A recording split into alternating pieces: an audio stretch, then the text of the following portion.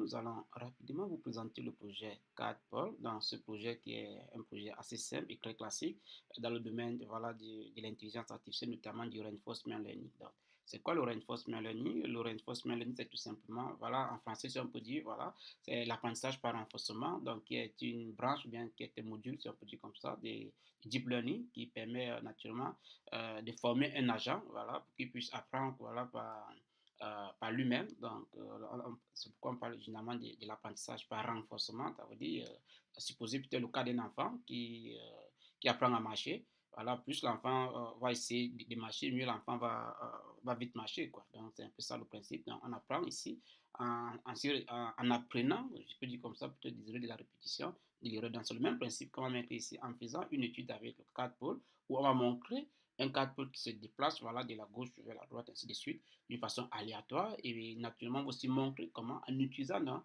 les algorithmes voilà, du reinforcement learning, donc, nous allons donc améliorer ce mouvement, qui est un mouvement très classique et très simple. Donc, en ce qui concerne le code source, vous pouvez nous contacter ou bien regarder notre GitHub pour pouvoir télécharger le code source et vous familiariser et pourquoi ne pas améliorer le projet parce que l'idée pour nous c'est naturellement de partager le peu qu'on connaît et aussi apprendre de vous. Donc si vous avez des suggestions et surtout des remarques, n'hésitez pas à les laisser en commentaire car c'est grâce à ça que nous nous améliorons au quotidien et nous avons donc voilà, ce plaisir de partager le peu qu'on a avec vous. Ok, donc le projet est très simple. Donc la première chose qu'on fait, c'est quoi? Il faut installer d'abord les dépendances. Il faut comprendre ici que là, naturellement, on a travaillé avec TensorFlow. Donc TensorFlow, voilà, qui est une framework qui permet d'implémenter, voilà, que ce soit euh, le machine learning, les programmes de machine learning, autant pour nous, les programmes de reinforcement learning et deep learning et bien d'autres. Donc, nous, vous avez le choix, vous pouvez faire le même projet avec PyTorch et autres, mais nous, on travaille plus avec TensorFlow au quotidien.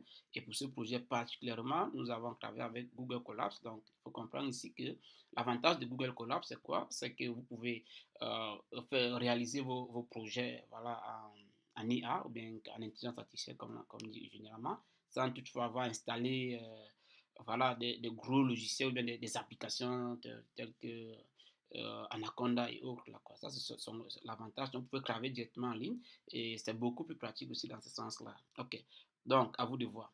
Donc, là, qu'est-ce qu'on fait concrètement ici? On installe d'abord les dépendances. Donc, cette dépendance déjà nous permet, déjà, à notre niveau, de faire la mise à jour des paquets disponibles. Il faut toujours faire un update pour nous assurer que nos paquets sont à jour avec la version du projet qu'on va travailler et installer également les bibliothèques nécessaires pour, voilà, pour TensorFlow agent. Il faut comprendre ici que le mot agent dans le reinforcement learning représente l'objet ou bien l'acteur principal. Si nous sommes peut-être dans un cadre de film, que nous on va peut-être pratiquer. Quoi. Donc chez le reinforcement learning, on appelle beaucoup plus l'agent. Or, puisque nous, on travaille avec TensorFlow, qui est une framework qu'on utilise dans le domaine de l'IA, voilà pourquoi vous allez plus voir peut-être l'expression TF agent qui signifie simplement l'agent TensorFlow. Quoi. Donc voilà, dans notre cas, l'agent TensorFlow ici, voilà, c'est notre fameux cadre pour là qu'on va entraîner dans un environnement de ce côté.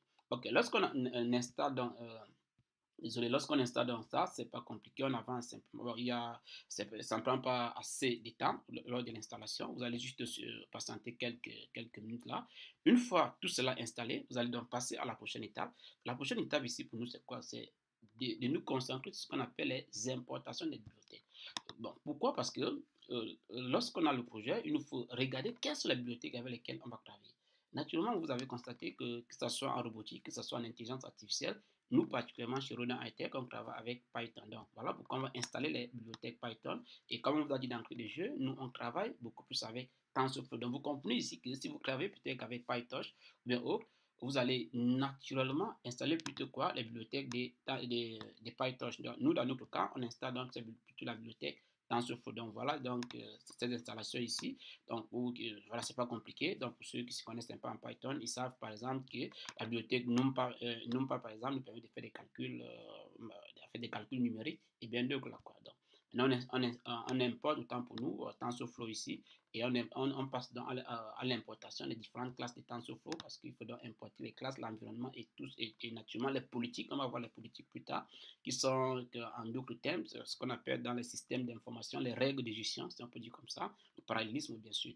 Ok, dès qu'on a fait ça, puisque l'idée pour nous, c'est quoi? C'est d'afficher ce résultat à la fin. Donc, il faut donc définir, donc, je dirais, l'écran d'affichage, donc la fenêtre d'affichage, c'est ce qu'on configure là pour s'assurer que l'affichage, bien sûr, qui est virtuel, doit avoir, c'est-à-dire, certains paramètres, quoi, la taille, la hauteur et bien d'autres. Ok, il est toujours recommandé de vérifier la version du TensorFlow, donc la version du TensorFlow avec laquelle on travaille.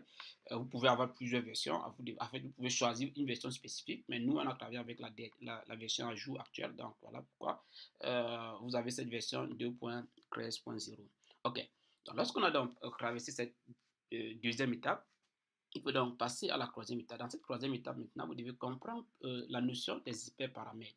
Pour ceux qui sont un peu familiarisés dans le monde de l'intelligence artificielle, vous savez que les paramètres ou bien les hyperparamètres jouent un rôle très indispensable. Dans notre cas pratique ici, on va par exemple définir le nombre d'itérations voilà, après des 2000, voilà, autant pour nous, 20 000 entraînements. Ça veut dire quoi? Ça veut dire que on va entraîner notre agent, d'accord, 20 000 fois pour qu'il puisse mieux comprendre la tâche ou bien la mission à exécuter. Ça veut dire que regardez par exemple un enfant qui apprend à marcher.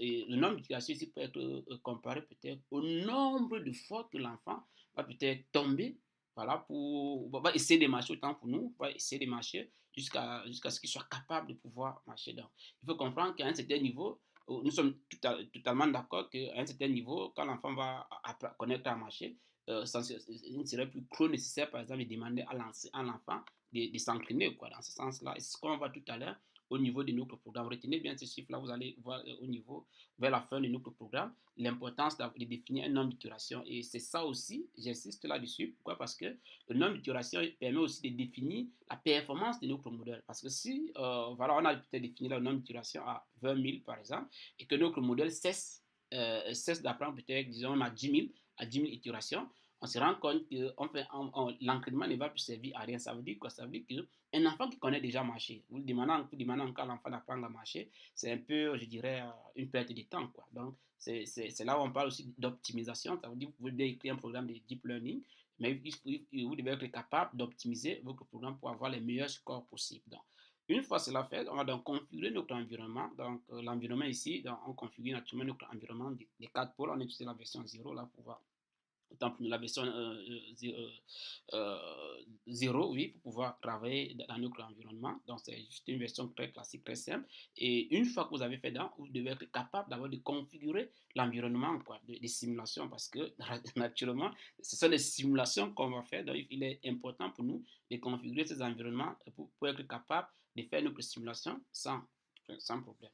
Donc, à la cinquième étape, il faut comprendre que l'environnement des quatre pôles, autant pour nous, fonctionne comment? Fonctionne en trois étapes. Ça veut dire qu'il faut d'abord ce qu'on appelle réinitialiser d'abord l'environnement pour obtenir le premier temps, ensuite définir l'action à prendre et naturellement appliquer donc l'action. Ça veut dire, pour ceux qui s'y connaissent un peu dans les algorithmes du deep learning généralement, donc vous comprenez qu'à chaque niveau, on va recevoir, donc on a des couches, voilà, qui vont recevoir par exemple un signal, voilà, lorsqu'ils reçoivent un signal, ils doivent émettre, voilà, une certaine action, et voilà, et à la fin, je dirais, à la sortie de la couche, on fait généralement ce qu'on appelle la back propagation, de temps pour nous, pour, voilà, s'assurer, voilà, pour pouvoir évaluer, quoi, pas évaluer le modèle autant pour nous, mais pour pouvoir être capable de permettre à notre modèle d'avoir des meilleurs résultats possibles sur son entraînement, quoi. Donc, c'est ce qu'on essaie de faire ici en définissant naturellement donc, ces différentes étapes d'une façon simple.